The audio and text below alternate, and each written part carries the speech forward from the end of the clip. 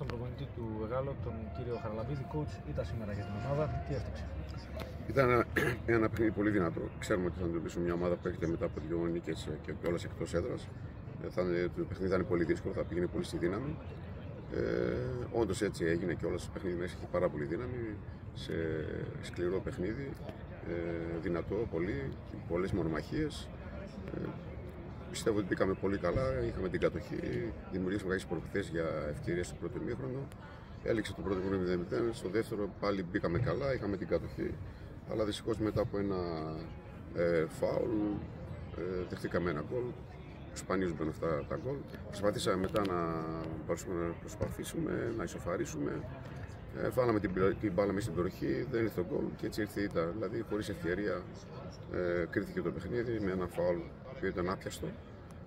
Δεν μπορέσαμε και μετά τις προποθέσεις να τις κάνουμε γκολ και έτσι έληξε το παιχνίδι.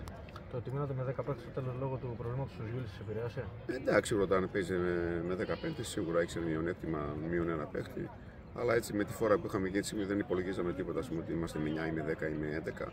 Απλά θέλαμε να ισοφαρίσουμε, προσπαθήσαμε πάρα πολύ μετά το γκολ που δεχτήκαμε. Δεν ήρθε το γκολ, εντάξει, ήρθε η ήττα. Συνεχίζουμε τώρα, δεν μπορούμε να κάνουμε κάτι, κοιτάμε το επόμενο παιχνίδι.